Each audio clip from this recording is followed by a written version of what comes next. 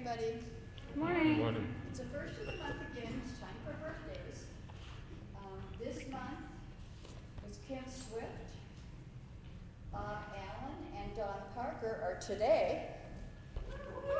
Happy birthday. Oh, thank you. Brian Barnes, Gail Thomas, DJ Lackey, Connie Barnes, Duncan Brown, and Brian Porter. And September birthdays are known to be, they like everything organized. They value stability and comfort, and they're trustworthy, loyal, and honest. I just have a couple announcements. One is very, very important. Please, people, sign the register. That is very important. I know the last 2 weeks everybody hasn't signed it because I've seen people here and not the names. It's very important to have a contact list. Thank you. Wednesday is Common Book Club group. We'll be meeting here at noon. And today, since it's such a beautiful day, we'll be outside for coffee hour. And that's it. Thank you.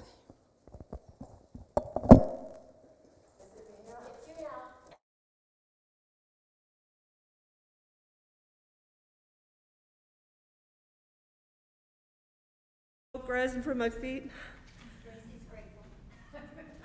Good morning. My name is Tina Porter. I just have a brief announcement to make from the search team. We haven't had a chance to update you on what's been going on with regards to our search for a full-time minister. So let me get to my breath a second. I just wanted to make you aware that over the last few months we have been in conversation with an applicant for the position, but sadly came to the unanimous conclusion as the search team that this particular individual was not the right fit for our congregation at this time. We continue to work to secure a full-time minister for the congregation who embodies the qualities outlined by you all during our previous discussions. An inspiring preacher with leadership skills that support us within the congregation, as well as encourages us to take our message outside the walls of this congregation. If you have questions or concerns about this, please feel free to contact me, Tina Porter, or any of the other members of this committee, which includes Pete O'Day, who came in, Pete O'Day, Stephanie Dowell, I don't think she's here. Carla Banks, Carla here? Nope. And Tracy Farrell, who is up in that area. So thank you for holding space for me.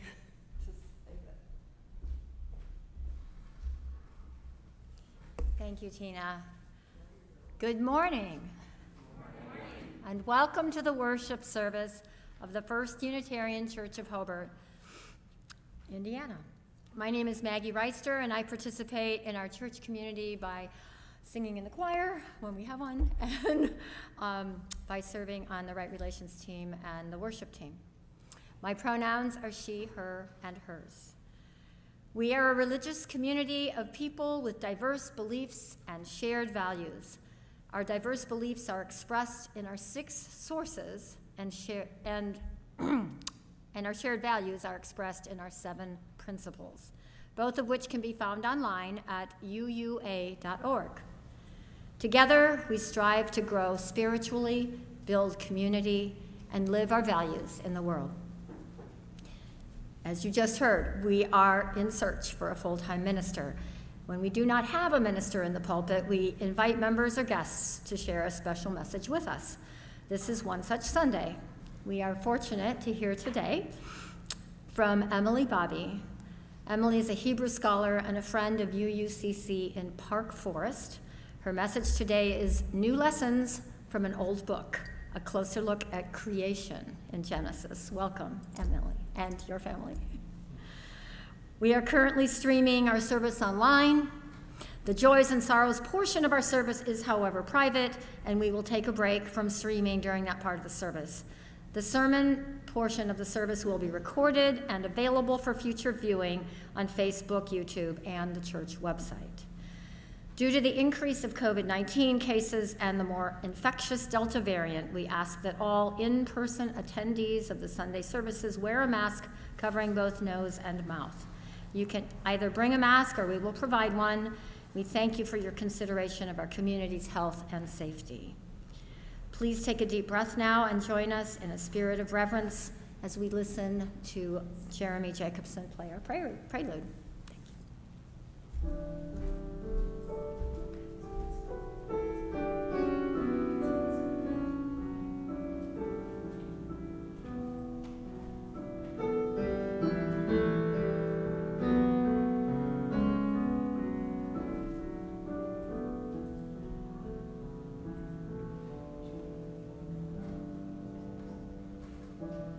you.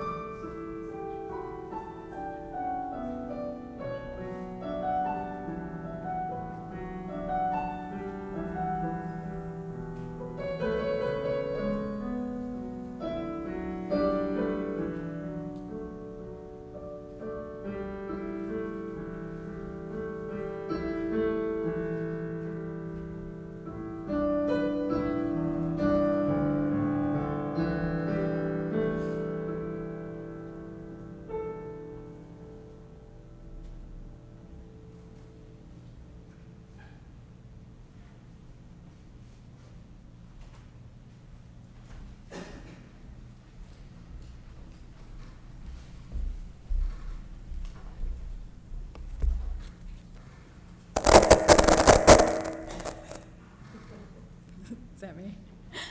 Good morning. I intend to use my time as the celebrant today to give you an example of why I love being a professor of religion. And since that entails teaching my favorite book, the Hebrew Bible, I will open today with the blessing before beginning any Torah study. Baruch atah Adonai Eloheinu melech haolam, asher kitshanu b'mitzvotav v'tzivanu la'asot b'divrei Torah.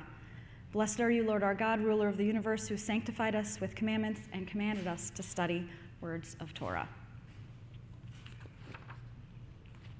You passed out readings? Yes. For you to peruse at your leisure. All right.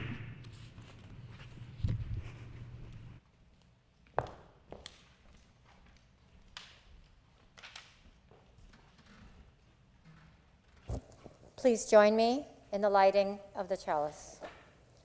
The words are on your laminated forms. That's your seats. Okay.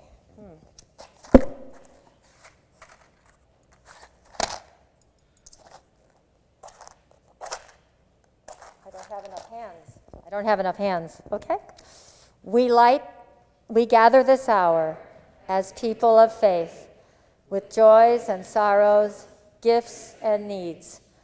We light this beacon of hope, sign of our quest for truth and meaning in celebration of the life we share together.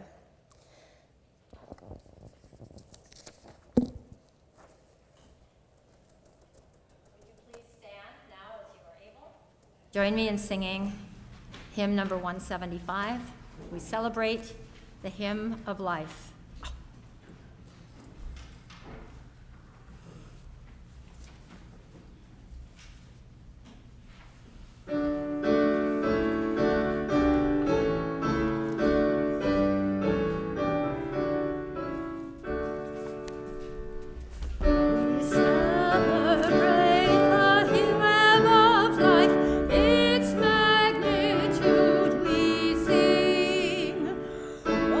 We can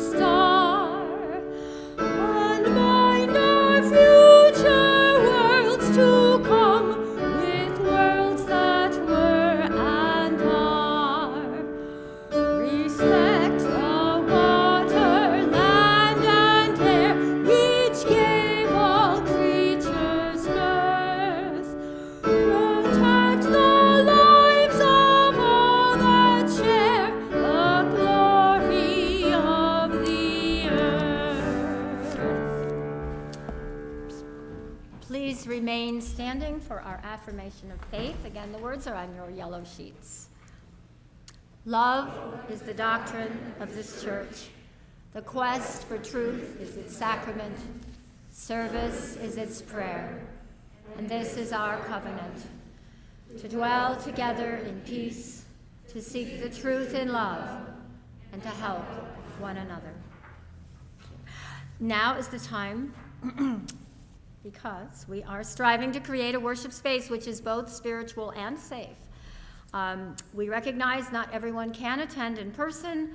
We extend a special welcome to everyone who is joining us virtually today. Thank you to our tech team for making the live streaming and recording possible.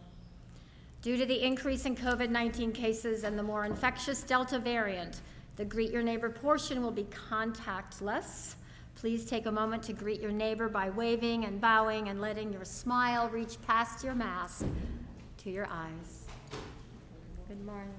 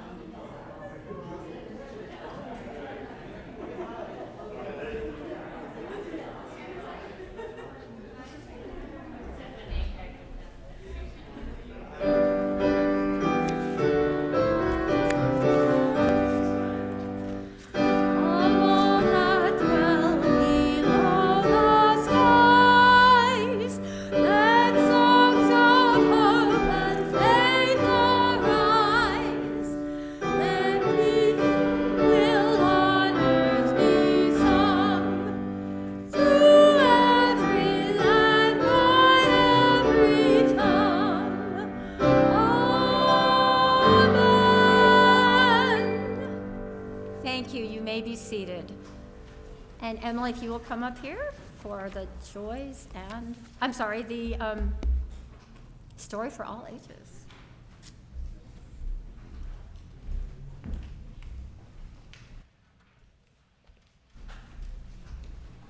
Okay. So today I'm going to be telling a couple of stories that include some ideas that humans a long, long time ago had about how the world came to be. For many years, humans believed these stories to be true, and some humans still do, even though we use science to figure out that they weren't. Telling the truth is important, and so I'd like to share this book with you about how the world really began. If anyone would like to come and sit down here, thank you. Sit down here. I'll sit down here and read a story. Okay. If anybody would like to join, there's pictures. Hi, baby. Hey, it's a picture book. Hey, baby. Yeah, it's a picture book. Do you want me to sit right here? Yeah, this is perfect. Actually, just maybe move over a little bit. My ball. Okay, so this book is called The Stuff of Stars by Marion Dane Bauer. Can you hear me? Okay. Great. Thanks. Okay, Stuff of Stars. Here we go. In the dark, hang on, G, I gotta scoot over. In the dark, in the dark, in the deep, deep dark, a speck floated, invisible as thought, weighty as God. There was yet no time, there was yet no space, no up, no down, no edge, no center. No earth with soaring hawks, scuttling beetles, I need it closer. Trees reaching for the sky. There was no sky, no you, no me, only the speck, waiting, waiting. And then the beginning of all beginnings went bang! And in a trillionth of a second, the universe was born. A cloud of gas unfolded, unfurled, zigged, zagged, stretched, collided, expanded, expanded, expanded. Bits bumped, gathered, fused. And throughout the cosmos, stars caught fire. Trillions of stars, but still no planets to attend those stars. And if no planets, then no oceans. No mountains, no hippopotami, no violets blooming in a shady wood, no crickets singing to the night, no day, no night. The stars burned and burned. They burned so long and so hot that some of them exploded, flinging stardust everywhere. And then the ash of those dying stars gathered into planets, and the planets circled other stars. But still, no bluebirds, no butterflies, still no snails, no giraffes, still no you, no me. The planets closest to their star stayed very hot. The ones far away grew very cold. But one lucky planet, a fragile blue ball we call Earth, was neither too far nor too near. It circled its yellow star, the one we call the sun, from just the right distance and with just the right tilt to be sometimes warm and sometimes cool. Perfect for turning that starry stuff into mitochondria, jellyfish, spiders, into ferns and sharks, into daisies and galloping horses. Again and again, stardust gave birth to stardust. Dinosaurs lived and died, making room for humans. Our great-great-great-grandparents and all before them lived and died, making room for more and more children. Then one day, in the dark, in the dark, in the deep, deep dark, another speck floated, invisible as dreams, special as love.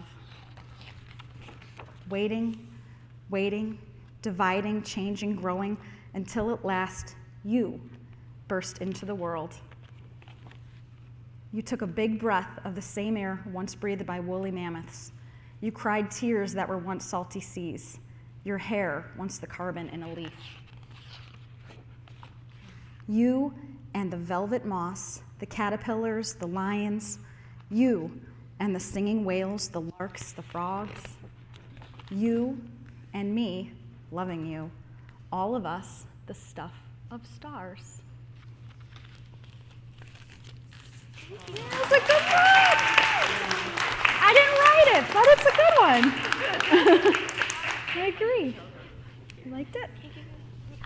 I love you, baby. I love you too, I love Mom. you too. Okay, go back and sit down. Oh, thank you so much. Oh, good.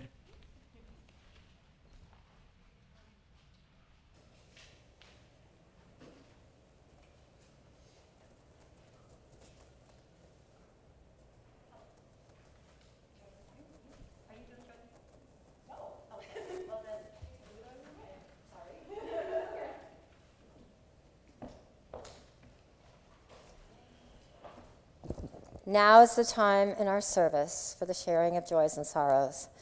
We believe that a joy shared is magnified, and a sorrow shared is diminished. Your joys and sorrows will not be streamed online, nor will it be part of the recording, which is made public. Due to COVID, we will not be passing the microphone. So please speak loudly when you share your joys and concerns. If you cannot hear a speaker, please raise your hand, and I will do my best to paraphrase with the microphone. Okay. Anybody have something to share? Yes.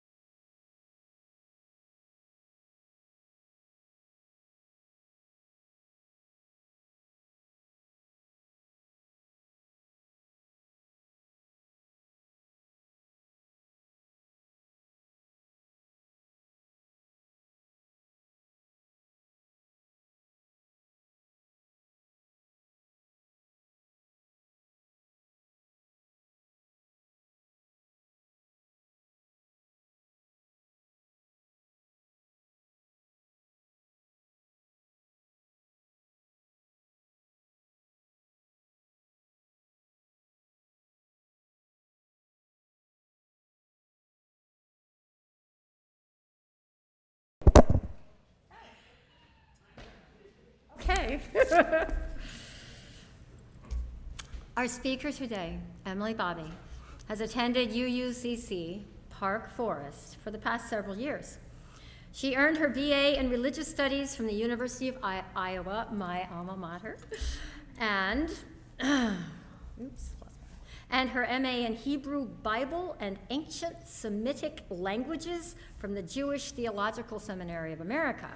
She has taught religion and philosophy courses at Prairie State College for 14 years.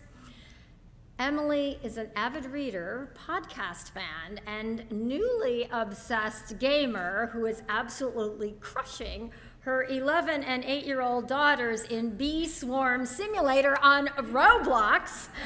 Woo! We are so happy to have you in worship today. Please help me welcome to our pulpit, Emily Bobbe.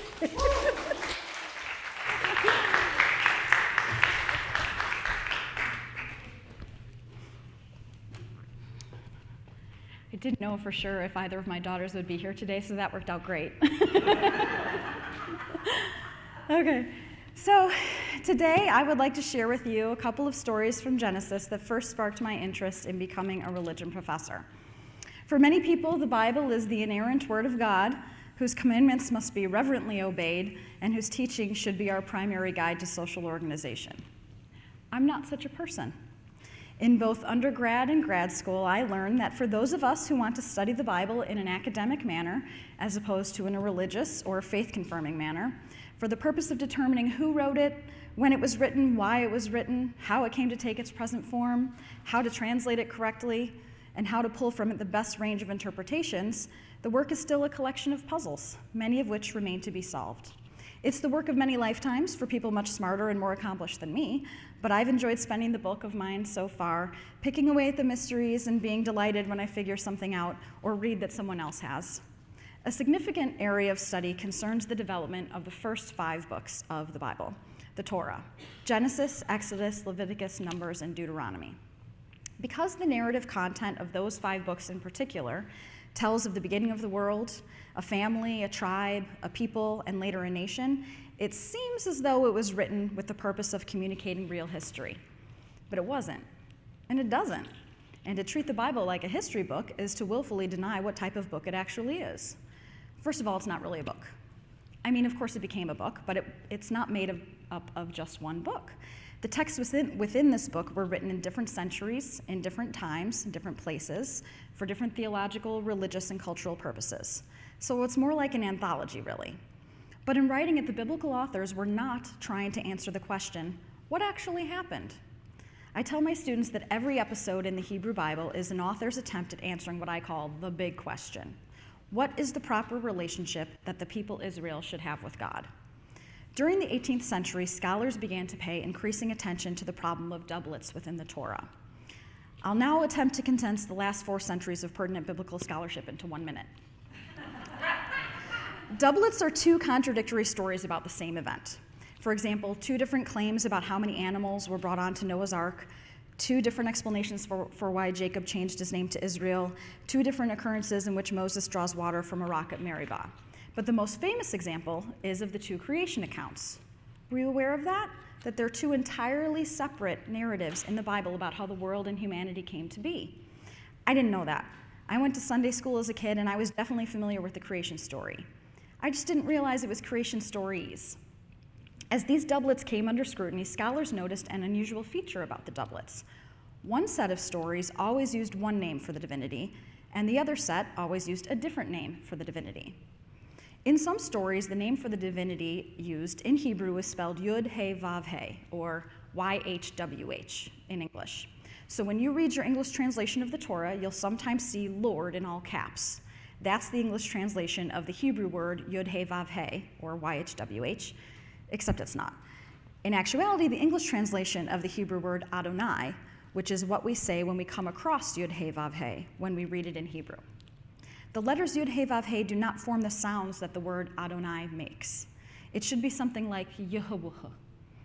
So there's 2 things going on here. The Hebrew alphabet contains only consonants. There's no letters that are vowels. So how do we know how to pronounce the words then? In the 9th century CE, a group of Jewish scholar scribes called the Masoretes locked in their method of pronunciation by creating diacritical marks above, below, and within the Hebrew consonants. In other words, there's dots and dashes that correspond to the different vowel sounds that we need in order to pronounce Hebrew words. It became religiously unpopular to use the diacritical marks to pronounce Yud-He Vav-He, or YHWH, even when they're provided. Over time, it had come to be thought of as the true name of God, and therefore it was considered too holy to be regularly voweled and pronounced like ordinary words. So instead of saying Yehovah, we say Adonai, or Lord, when we come across Yud-He Vav-He, or YHWH in the Bible. Outside of the Bible, religious people might say Hashem, which means the name, as opposed to Adonai when speaking about God. Okay, but back to the doublets. Aside from the Adonai stories, we have another set of stories, and they use the Hebrew word Elohim for the divinity. And without giving you another Hebrew lesson and thus never getting to my point, what you need to know is that anywhere in your English translation of the Torah where you see the word God, that's the translation of the Hebrew word Elohim.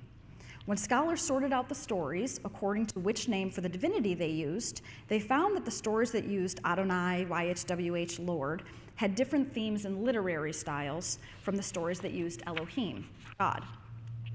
This led to the idea that there were at least two complete and separate literary strands combined into a single document. And even more importantly, that there had to have been at least one later redactor, or an editor, who wove the strands together into the single narrative we have today. Something else we have to keep in mind when studying the entire Hebrew Bible, and not just the Torah, is that the biblical authors were highly influenced by their polytheistic ancient Near Eastern neighbors. Ancient Israel was situated in the middle of three major cultural streams: Egyptian, Canaanite, and Mesopotamian, all of which had older and more substantial literary and historical traditions. So any attempt by the educated, elite Hebrew scribes who became the biblical authors to construct their own take on the history of the world, of their relationship with their God, would have to take into account what their neighbors had said about the same times and places, because the stories of their neighbors were well known and widely circulated. The biblical authors felt the need to acknowledge their neighbors' stories, while being sure to emphasize that we are better, different, special, and correct about who our God is.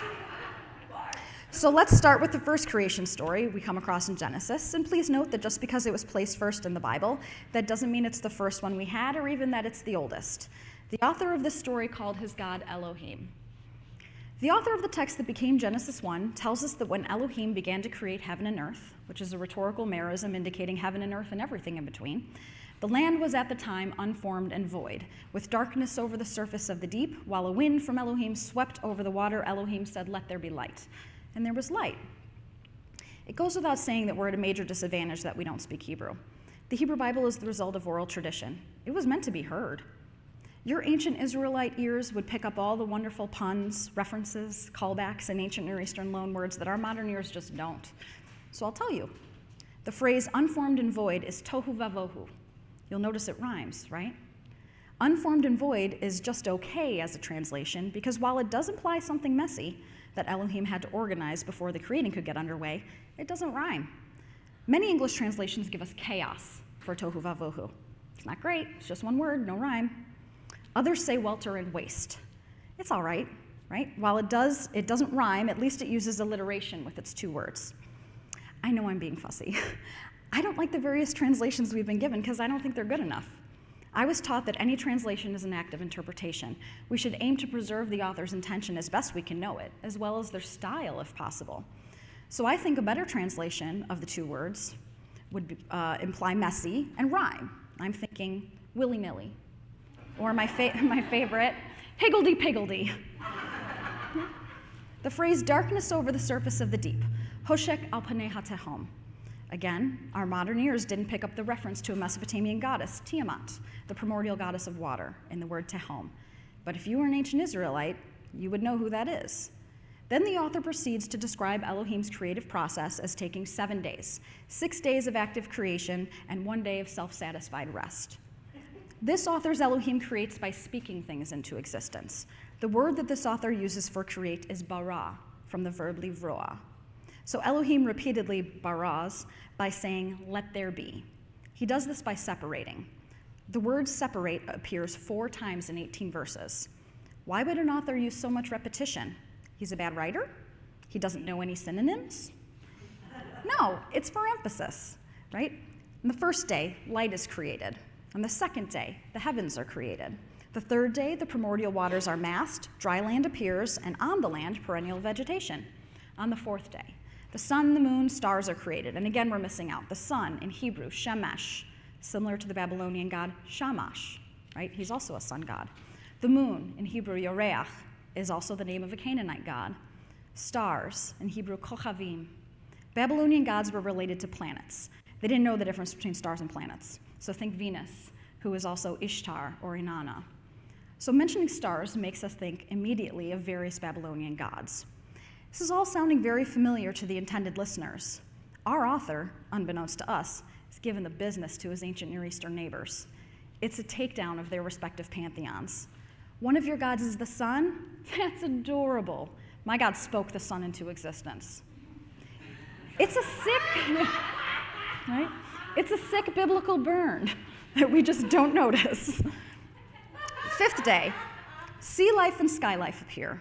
The sixth day, land life is created, including the human creature. On the seventh day, Elohim had finished and deserved a bit of a rest, so he blessed the seventh day and declared it to be holy. Elohim's imposed order is done in an orderly fashion. On the first 3 days, Elohim separated things and created entities that cannot move from their places: light, sky, seas, earth, vegetation. On the second 3 days, the created entities of sun, moon, stars, sea life, sky life, and earth life possess the ability to move from their places. So the author has Elohim making a space or a place on days 1 through 3 by separating things, and then filling them with moving things on days 4 through 6. But how can vegetation precede sunlight? And since humans weren't created until the 6th day, there couldn't have been a human around to witness any of this, so how could the author know it? Also, the language used isn't, when I began to create, I said, let there be all this stuff. Okay, so is the author presenting a historical and scientific account of how things came to be? Goodness, no. The author is presenting a careful, organized, and propagandic speculation. The human creature is the focus of the story. How different, how special, how godlike. For Israel's ancient Near Eastern neighbors, the ruling monarch is divine, like the gods. But for Israel, all humans are godlike. We're special. The author tells us that Elohim made us like him. I'll repeat part of the first reading that's on your handout. God created the human in his image. In the image of God, he created him. Male and female, he created them. It's painful, but deliberate grammar. Singular and plural, male and female. The biblical author lacks scientific knowledge, but is imagining at the beginning of time, whenever that was, males and females weren't so separate. He's actually telling us how he would like it to be, or even how he thinks it was supposed to be. Males and females, closer, content, equal reflections of Elohim. And he uses the character of Elohim to say, we are very good. Elohim created animals and blessed them and wished that they be fruitful and multiply. But the author did not have Elohim create animals in his image. He did not have Elohim make them male and female, even though we know that animals are male and female, and in order to be fruitful and multiply, we need males and female. For the biblical authors, the maleness and femaleness of animals isn't interesting or of note, but the maleness and femaleness of humans is the most interesting to them. It's to the gendered and sexual relationship between males and females that the biblical authors devote lots of energy and word count. Is it heteronormative? For sure. We have to take into consideration the time, place, and culture in which the Bible was written and compiled. Biblical Israel was a patriarchal and heteronormative society. It just was. Women and girls in the Bible are for the most part treated like property, whose protection and control of their fertility were to be transferred from father to husband to eldest son. So to the biblical authors, marrying and parenting are the most crucial aspects to human life. And in the Hebrew Bible, they're tied to the afterlife. That could be a story for another day, perhaps. So what is this author's answer to the big question? What is the proper relationship that the people Israel should have with God? With this story, the author tells us that he believes that Elohim is better than all the other gods because Elohim made us like him. There's so much separation in the world, but not where Elohim and humans are concerned. And we can rise above the messiness of our gender and sexuality and remember the connection we share in the likeness of Elohim, who is beyond such nonsense. On to the next creation story, which the redactors, when compiling the text that became the book of Genesis, placed immediately after the first one. So if you're not paying attention, you missed that they're actually two completely separate stories with very little in common. Because the redactors placed them back to back, we as readers just kind of assume they belong together, that the second one is a continuation of the first. But it's not. In actuality, the second one is around 400 years older than the first one. You might be familiar with it. It's commonly called the Garden of Eden story. With this story, we have a change of scenery, a change of focus, and a change in the characterization of God, as well as a change in the name used for God. The other author's Elohim was lofty and kind of outside of creation. Elohim spoke creations into being from a distance, and the author conveyed this by using the words bara Elohim. Elohim created the human creature, both male and female, at the same time in his image. The author of the second creation story uses the name Adonai, or Lord, for the divinity. And Adonai does a different type of creating than Elohim. When Adonai creates the man, the author uses the phrase Yitzer Adonai, or the Lord fashioned or formed, from the verb litzor. Litzor is the verb used when talking about pottery, like a potter fashions or forms something out of clay. And isn't that what Adonai does here? The Lord fashions or forms the man from the dirt. What's the man's name? Adam. No. Sorry, thank you for being a tribute, though. The author doesn't use the word Adam as a proper noun that would indicate that it's a personal name. In the Hebrew, it says ha-adam. The definite article in Hebrew is ha, the, and it's attached to the beginning of the noun. And that's what we have here, ha-adam, the Adam. So rather than the proper name Adam, it's actually the man or the human. By not being Hebrew speakers, we're missing an excellent pun here with ha-adam. The text actually says that Adonai formed ha-adam from ha-adamah, the human from the dirt. So again, because I strive to make my translations as faithful as possible, and we've determined it's not Adam, and the author gave us a pun here with ha-adam from ha-adamah, I propose we call this human the dirty boy. Okay, so Adonai formed the dirty boy out of the dirt and breathed life into his nose. This would make sense to the intended listeners of the story because in the stories from the ancient Near East, life comes through the nose. In their texts, the ancient Near Eastern gods created humans and brought them to life by breathing into their noses. So the biblical authors use processes and language that are familiar to their listeners, but they want to put their own little Israelite spin on it. So Adonai puts the dirty boy in a lush garden to be the solo gardener of a couple of different kinds of fruit trees. One kind he's allowed to eat from, and one kind he's not allowed to eat from, or else he'll die. One was the tree of life, and the other was the tree of knowledge of good and evil. Tree of life we could easily understand. You eat it, you stay alive. Cool. But tree of knowledge of good and evil? It's a little bit to unpack. It's another merism. Just like the phrase heaven and earth, this author is indicating the entire range of knowledge, not just that of good and evil. Therefore, it would be a mistake to say that the tree of knowledge is only about morality. It's not. It's about knowledge of everything.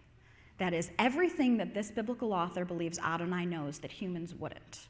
To put it another way, omniscience, a quality typically assigned to the biblical God by later biblical authors as well as by theologians and some religious leaders. By the way, the gods and goddesses of the ancient Near East were not omniscient or even omnipresent. We have plenty of examples from ancient texts wherein the gods can be tricked by humans because the gods just weren't there to see what the humans did. This author is introducing an entirely new understanding for the ancient Near East of what a god can do, but it's not complete.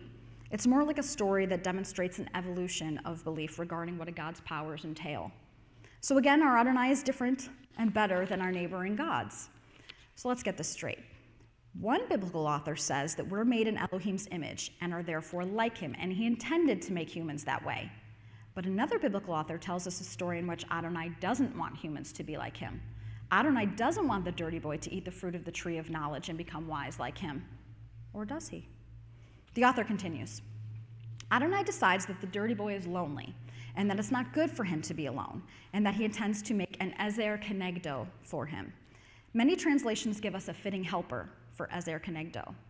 I'll allow it. But unfortunately, the meaning that has been attached to the phrase has been resoundingly negative for women throughout the centuries. Because of this phrase and how well it suits the patriarchy, women have been treated as if they are lesser or secondary or simply assistants to men in general, in life, in marriage, and work, in sacred spaces. Women have been silenced and controlled in public and in private, due in part to this phrase and the incorrect interpretation drawn from it. as well as from a lack of biblical understanding in general. For people who believe that the Bible was written by God or with God's inspiration, then women being created in a lesser position is the will of God, right? And we should keep it that way, and it would be unnatural for a woman to fill a different role. But a simple concordance check reveals that in all the other places in the Hebrew Bible where the phrase ezer kenegdo is used, it's God who is the fitting helper. God is the ezer kenegdo to humanity. Do the biblical authors think that their God is secondary to or simply an assistant to humans? Well, of course not. But a woman is not even where Adonai starts when he tries to form an ezer kenegdo for the dirty boy. Adonai first forms all the different kinds of animals and parades them in front of the dirty boy to name and I guess to test in some manner for their ability to be an ezer kenegdo. It's just a little silly. What are we to make of this biblical author's Adonai? The other author's Elohim had no hesitation or changes of mind or false starts. Elohim spoke and things just were, and they were good and very good. But Adonai kind of fumbles a bit here. He thinks something about his creation, the dirty boy, isn't good. When it's determined that none of the animals is a suitable ezer kenegdo for the dirty boy, Adonai uses some type of divine anesthesia to put him to sleep, and then he removes a tsela from him. This word, typically translated for us as rib, tsela, actually translates more correctly as side. Side is in the side of a building. It's an architectural term, like a wall. It's more significant than a rib. It's supportive, but it's not weaker than. It's necessary for the structural integrity of the building. And this makes more sense when we take into consideration the verb the author chose to use here. Rather than forming or fashioning, as Adonai did with the dirty boy, Adonai here builds from the verb livnot, that selah, into a new creation. And the dirty boy is so happy with his ezer kenegdo that the author, or perhaps the redactor, has him freestyle a little verse in her honor. This one at last is bone of my bone and flesh of my flesh. I'll call her woman because from man she was taken. The word for man here is ish. Okay, that's another reason why we should translate ha'adam as the dirty boy instead of Adam or even the man. There's already a word for man, ish. So isha, woman, from ish, man. And again, women were property in biblical Israel, so it makes sense as hard as it is to hear. But isha means both woman and wife. There's only one word, and it means both. There's a word for husband, ba'al, owner. It's gross, I hate it. I give it 1 star out of 100. This story continues in chapter 3. Okay, so now we have Adonai and 2 humans in a garden, the dirty boy and the woman. This next part has long been considered the tale of the fall of man. And we're told at the beginning of chapter 3 that the dirty boy and his wife were arumim, naked, yet felt no shame. So nakedness is shameful to God? How would we know what God thinks? The book doesn't tell us anything about what God thinks. The book only tells us what the biblical authors think their God thinks. So we can't know how God feels about human nakedness. We can only know that it's shameful to the author of the text. So to this anonymous biblical author who represents the sensibilities and cultural norms of the upper class, educated, literate ancient Israelites, yeah, nakedness is shameful. But the dirty boy and his wife were not ashamed of their nakedness. What we learn here is that the biblical author imagined a time before his culture's prudish ways. There's another character introduced, the snake, Hanachash, we are told is the most cunning or clever of all the creatures that Adonai had made. Nachash. I love the way the word sounds. It's like a hiss and a slither all at the same time. Hebrew's so good. The verse is packed with fun stuff. The word for cunning, arum, is a pun on the word in the previous verse wherein the dirty boy and his wife are said to be naked, arumim. So naked and cunning are linked to the biblical author. This author has some sexual hang-ups. The Nachash says to the woman, because snakes talk, did God really say you shall not eat of any tree of the garden? Pause the story for a minute. There's so much left to our imaginations to fill in here. This biblical author told us earlier that after Adonai formed the dirty boy, he placed him in the garden to be the gardener for the trees, and that he was allowed to eat from the tree of life, but that he shouldn't eat from the tree of knowledge because he would die, right? Okay, but then after the woman is built, the biblical author doesn't give us a scene with Adonai or the dirty boy giving the woman a tour of the garden along with an explanation of the fruit rules. Maybe the author did, and it was removed by the redactor. We don't know. So the woman replies to the Nachash, we may eat of the fruit of the other trees of the garden. It's only from the tree of knowledge that God said you shall not eat of it or touch it, lest you die. So for the purpose of the story, either the dirty boy gave her that secondary rule of not touching the tree, or the woman added it herself. The Nachash then says, "You're not going to die, but God knows that as soon as you eat of it, your eyes will be opened and you'll be like God, knowing good and bad." Is the cunning Nachash trying to trick the woman into disobeying Adonai? Or is our author implying that the Nachash knows more than the dirty boy and the woman, and that Adonai misrepresented the consequences of eating from that tree? At this point, it's kind of hard to tell which one it is. We're told that the woman examines the tree of knowledge and notices that the fruit looks good for eating, was a delight to the eyes, and that the tree was desirable as a source of wisdom. Only then does she eat the fruit. She also gave some to her man who was with her, and he ate. And I love that. The biblical author gives us 4 steps describing the woman's process of consideration, and the man, because he happened to be right there, also ate. He's like, "Oh, you're doing a snack? I like those." Then the eyes of both of them were opened, and they perceived that they were naked, and they sewed together leaves and made some clothes. Did they die? No. Then the author tells us that they heard the sound of Adonai walking through the garden at the breezy time of day, taking a stroll. Notice how Adonai is very different from the other author's Elohim. This author has Adonai right there in the garden with the humans, speaking with them face to face and interacting with them, just as he did when he formed and built them. Adonai calls out to the man, "Where are you?" And the man says, "I heard the sound of you in the garden, and I was afraid because I was naked, so I hid." And Adonai asks, "Who told you you were naked? Did you eat of the tree from which I'd forbidden you to eat?" It's so cute. It's like when a toddler draws on the wall with marker and you say, "Who drew on the wall?" Then the man does something so typical of humans. He passes the blame on to someone else. He says, "The woman you gave to me made me eat it." Dirty boy's a narc. So then Adonai asks the woman, "What did you do?" And she's a quick learner. She does what her man did and passes the blame onto the snake. "The snake tricked me and I ate." And then we get a series of what biblical literalists consider to be curses to the snake. "You'll crawl on your belly and humans won't like you." Snakes. To the woman, "Childbearing will be painful.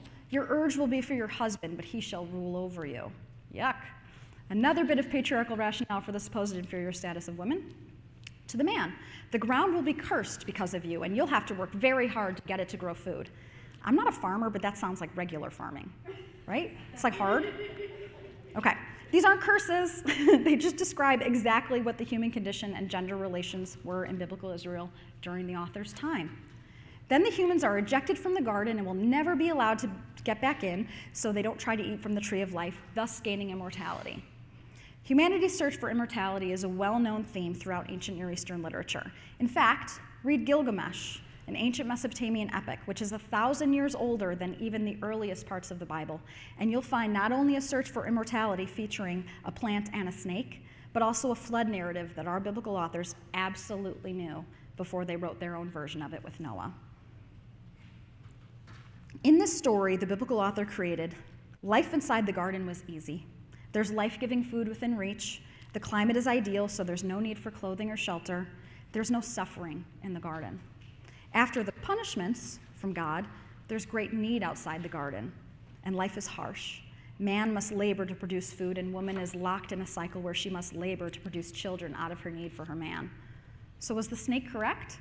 After eating the fruit of the tree of knowledge, were the humans' eyes opened? And did they become like Adonai? Yeah, they did. After eating the fruit, the humans exhibited some of Adonai's qualities. Creativity, right? They made clothes. They became capable of deception. They tried to hide. We haven't seen it yet, but some biblical stories show God rewarding many acts of deception. And in ancient texts, it was very common for gods to deceive and to favor those who did so as well. They show emotions and a temper similar to that of Adonai. And all this knowledge that the dirty boy and the woman gained by eating the fruit will equip them to deal with life outside the garden. You know, our lives, the human condition. But to the biblical scholar who's squeamish about sex, to him, along with the knowledge of all things, came the activation of our sexual awareness.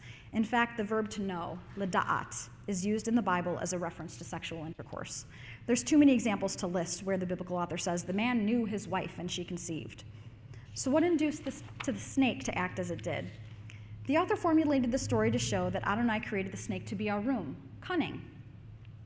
What induced the humans to act as they did?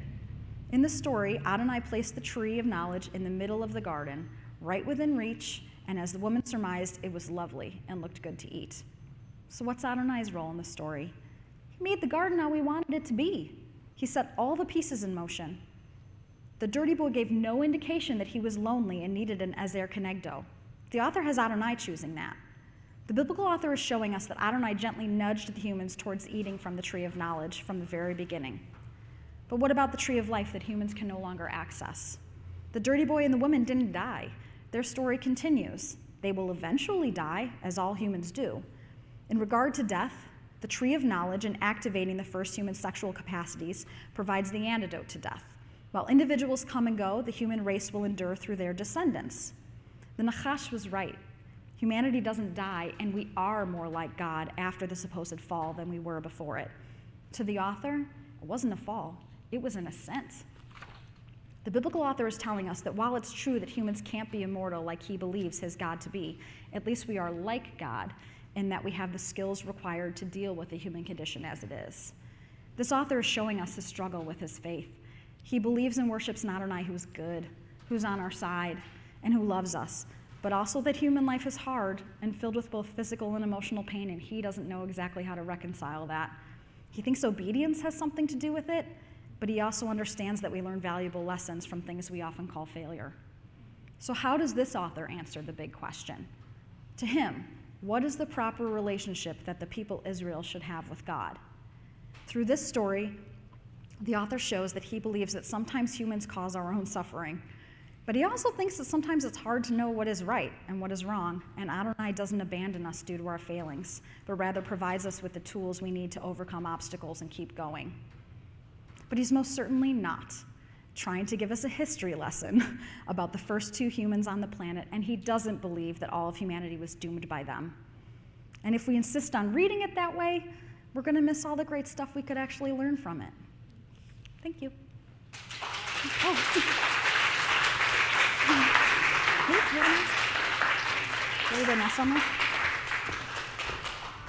Thank you.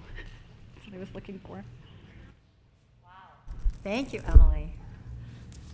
Before we start, I'll do that in a minute. Now is the time in our service for our offering.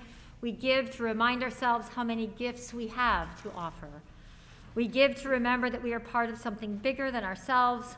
We give because we believe in music and sacred space.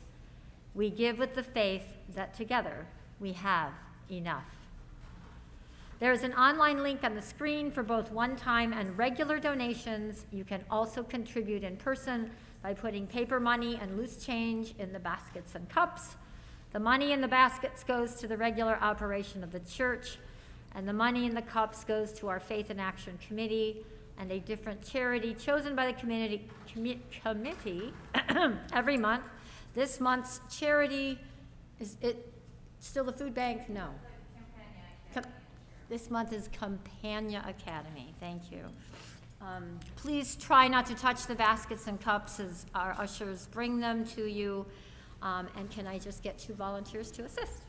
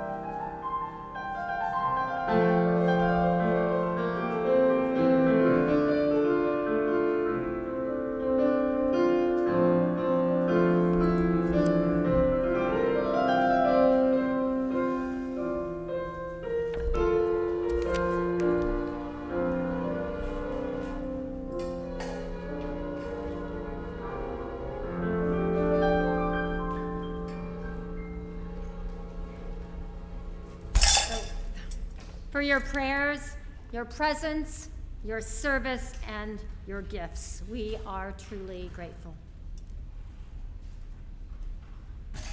And now, please rise as you are able. We're going to sing hymn number 38. And I'm also going to apologize for missing a third announcement. The Faith in Action meeting is tomorrow, 7 p.m. on church Zoom. All are welcome. If you are interested in exploring how to express your faith through action in our community, please join us. Hymn number 38, Morning Has Broken.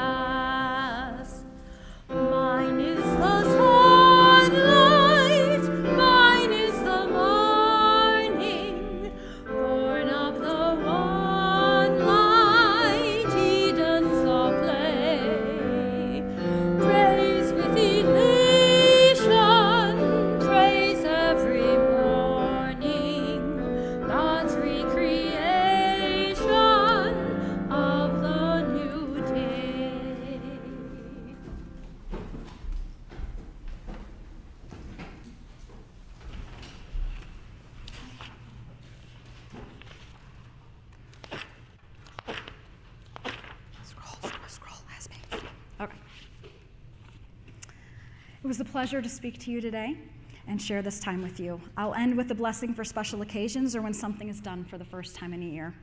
Baruch atah Adonai Eloheinu melech haolam shehechianu v'kimanu v'higianu l'zman hazeh. Blessed are you, Lord our God, ruler of the universe, who's given us life, sustained us, and enabled us to reach this occasion.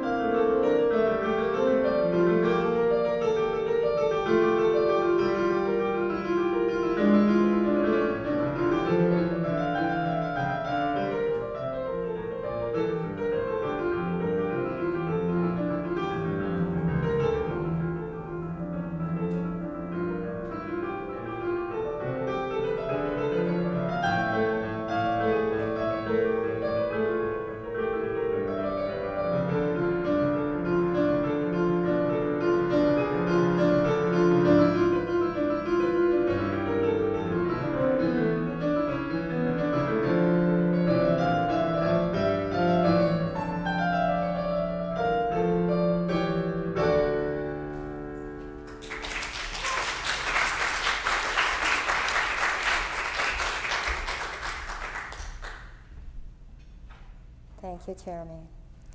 Please join me in the extinguishing of the chalice. The words are on your yellow paper.